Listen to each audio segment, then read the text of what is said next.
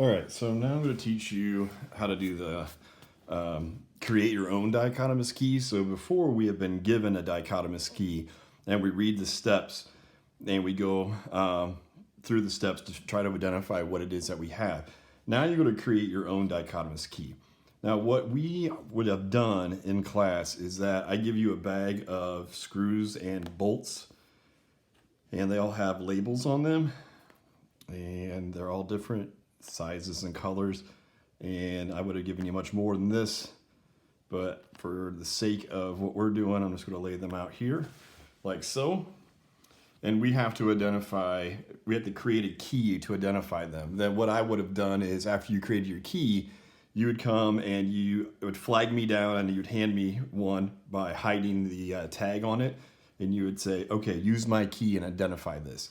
And I'd go through and I'd read your step 1 and read your step 2 and read your step 3 and all the way through.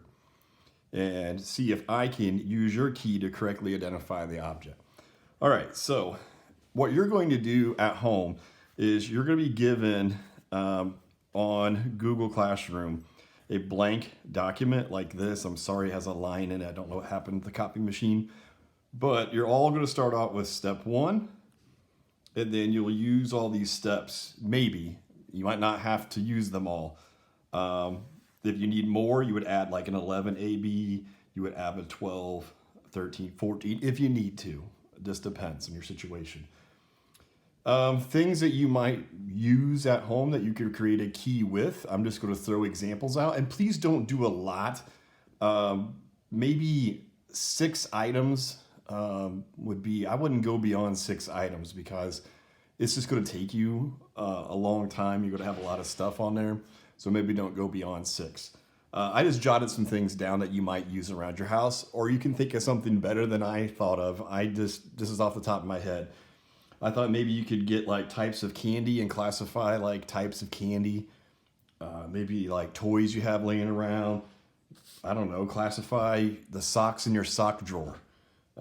Certain snacks, shapes of different cereals that you might have, what kind of cereal it is, coins, or you can take the people in your house and classify them, like above 6 foot, below 6 foot, and then sort them into 2 categories and hair color and sort them and narrow it down.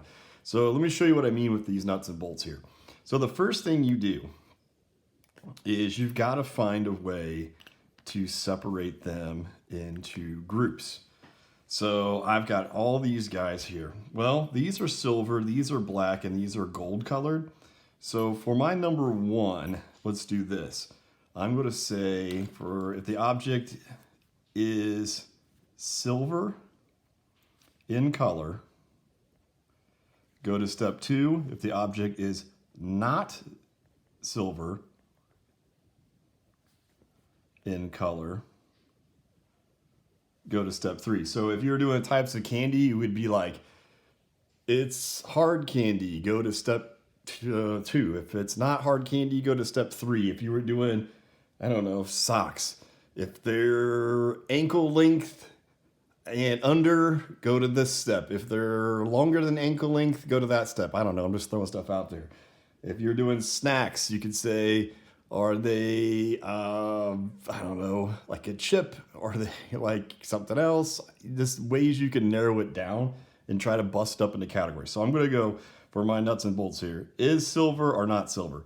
So I'm going to make 2 piles. There's my not silver. I'm going to slide my not silvers over there, and here's my silvers. I'm going to focus on one at a time. All right, so if it's silver in color, go to step 2. So here's my step 2. Well, I got to break these guys apart. All right. This one has a flat edge. So if the object has a flat, F-L-A-T, bottom, I guess, flat bottom,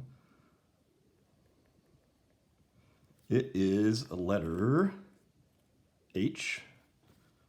It's H. And that identified that guy, and he's done. If it has a pointy bottom like a screw, so he's not a bolt, he's a screw. So if he's pointy, he is object D. And I've identified him. All right, next. I go back to my non-silvers. And it said if they were not silver, I was supposed to go to step 3. So I'm going to go to step 3 here. All right, well, I can bust these into 2 categories. I can go black and gold. So if the object is black in color, go to step, let's use 4. I haven't used 4 yet. Go to step 4. If it is gold in color, go to step, let's use 5, I guess. Okay. So if it's black in color, go to step 4. All right, so how am I going to identify these two?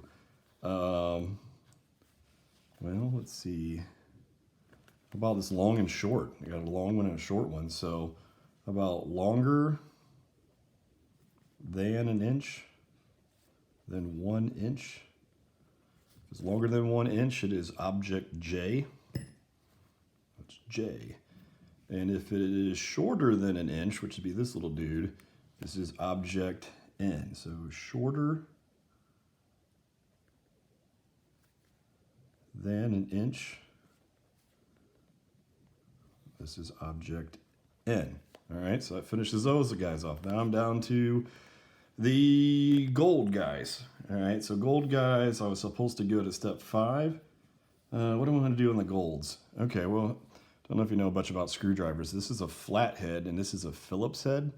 So if I could say if the object has a flat head screwdriver,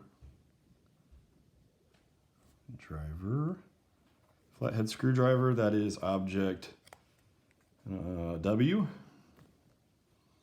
Not now, Olivia, I'm doing something. Okay. If it is a Phillips head,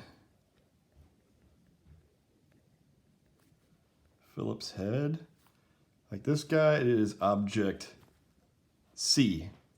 Hey Mary, can I borrow you really quick so I don't have to stop and start this video? Yeah. Please. I want you to try to identify one of these using my key to see if I did a good job. All right. So I made a dichotomous key here of these nuts and bolts and screws, and I want you to go through. You gotta, here's your object. Okay, don't look at the label. Okay, is it silver in color or not silver in color? Not. So go to what step? Go to 3. Okay, go to 3. Is it black or is it gold? Gold. Okay, go to 5. You use a flat head on it or do you use a Phillips head? Flat. So what object is it?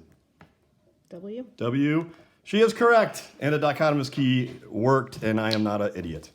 All right, so you have to create something just like that, only think of anything that's laying around your house that you could put in different categories, and you're going to have to put like little labels on them. I don't know, just get a little piece of paper or something and identify it somehow, put a little tag on it or whatnot, or maybe you don't even need to label it. So. But that's what you have to do. Fill this in as much as you need to. Tell me, show me what you did, like write your descriptions, write your names, like name of the piece of candy, name of the coin, and try it on your parents, try it on your siblings, see if it works, and then send this part back to me, and you might write on there if it worked or didn't work or whatever. Okay, that's all you have to do for that part. Thank you very much.